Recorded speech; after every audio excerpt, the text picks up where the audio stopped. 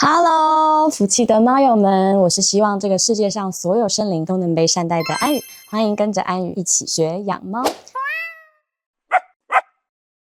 那在开始之前呢，有一个照例声明，那就是安宇在这里只分享专家的文献，我本人并不是专家，我只是跟你一样，想在养猫这条路上可以避坑的猫友。今天要跟大家聊一个非常棒的话题，就是如果你第一次养猫，然后就养成猫的话，作为合格的猫友，你应该知道些什么呢？很多人会追求猫咪从小开始养起，那其实领养成猫是一件非常温暖的选择。如果你目前正在养成猫，那也希望这集的分享可以帮助你在这条路上越来越顺畅吧。那安宇目前呢有2只猫咪，2只呢都是从小养到现在成年了，所以我可能缺乏一上手就养成猫的经验可以跟大家分享。但是这样是不是其实也蛮好的，就可以跳过废话，我们直接来看看专家针对这方面的话题有什么样的一个分享。成猫的独特性，可能很多状况呢使你第一次养猫就选择了成猫，无论你是中途接手或者当中途之家，捡到流浪猫，还是你去领养，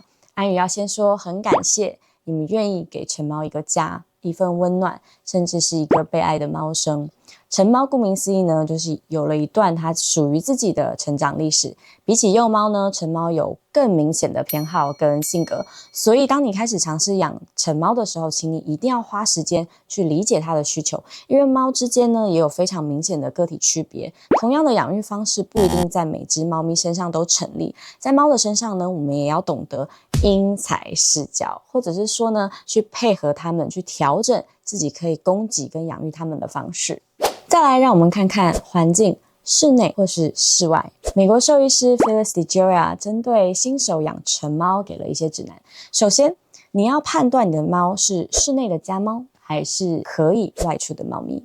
那曾经流浪过的猫，在适应成为家猫的这条路上，可能会需要比较多的耐心跟时间。在台湾，大多数的猫咪是全家猫，也就是我们不外出放风，跟不外出野放。当然，看医生或短暂的外出这些不算。那全家猫相对来说是比较安全，可以有效的呢规避车祸呀、打架呀或传染疾病的风险。那有些国家或是地区有野放的这种惯性，那可能也要去做相应的评估。那相对的来说，因为家猫的比例比较高，那家猫因为离开了可以刺激它们天性的自然环境，会需要猫友们花更多的精力去丰富它的生活环境。长期关在家里呢，猫咪会缺乏刺激，那猫咪就会容易情绪低落，活动力下降，导致肥胖。那这些都会影响到健康。猫咪是狩猎型动物，我会非常建议猫友们多花时间陪猫咪玩，或是在防护完全做好的状况下，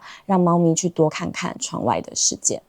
那举我们家的例子跟我自己的坚持，我们家的2只猫都是家猫，就非必要我其实并不会带它们出门，它们唯一会在室外活动的范围是我们家自己的阳台。那即便是在我们家的阳台呢，我们会确保它是在非常安全的状态下，它可以看天空，可以看鸟。那当然很多时候家里的环境领养的过程中，爱妈或爱爸或是中途之家都会提醒你可以把铁窗做好，我觉得这是一个很好的方式。那我知道很多人觉得遛猫这件事情很帅，或是想要把猫咪就推车推到街上去吸引目光，但是还是要提醒大家，猫咪普遍来说其实是比较敏感的，甚至很多时候容易受到惊吓。请不要让你自己觉得这件事情很帅就坚持把猫咪带出门，这种行为其实非常的自私。安宇去动物展的时候呢，我很常看到就是被推出来的猫咪，它们明显感到不舒服，然后也明显感到不安全，它们会夹尾巴，会缩头。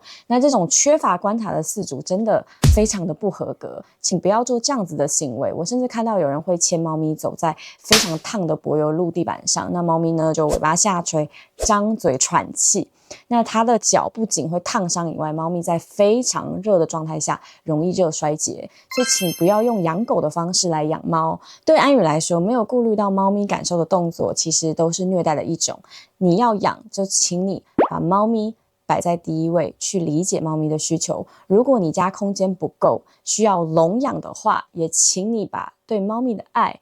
放在心里，或去做捐款，不要把猫咪带回家。笼养的生活品质真的是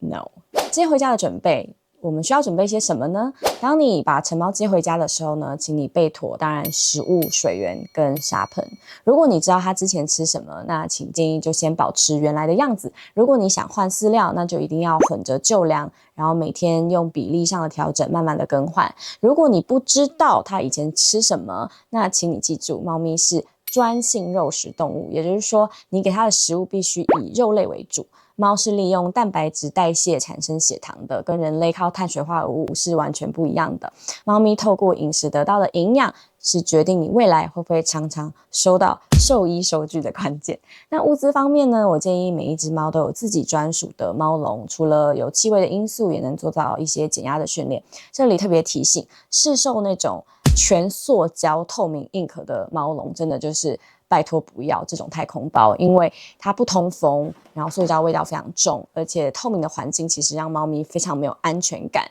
请你选择那种坚固、有遮蔽性，并且能观察外部的硬壳，让猫咪可以做它的外出笼。那家里也应该备有一些猫抓板，不管是直立式的、平放式的都可以要有，避免它去抓你的家具。抓东西也是猫咪的天性，如果你无法接受家具有可能会有受伤的状况，那请你也不要养猫咪。玩具与安全的部分呢，你一定会想猫咪买玩具。我提醒猫友，猫不一定会玩你买的玩具，有时候呢，它反而会更感兴趣的是卫生纸啊、笔盖啊、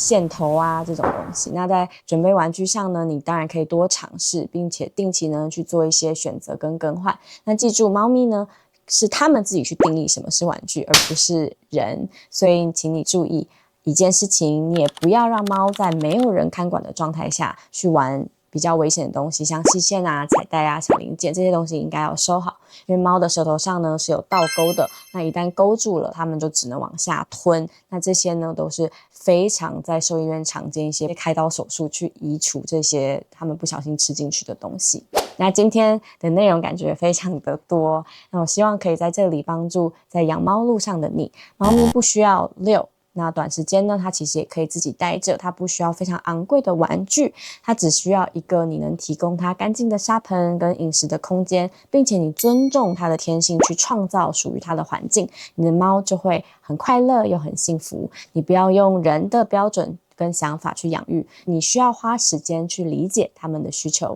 安宇在这里再一次谢谢所有愿意养成猫的猫友们，也鼓励还在观望的你，给成猫一个被领养的机会。祝福天下的猫咪都平安，那愿虐猫的此生也被相同的方式虐待。让我们一起守护猫咪吧，福气的猫友们，我们下次晚安见。欢迎你订阅分享，那你有想理解的主题，也欢迎留言给安宇哦。我们下次见。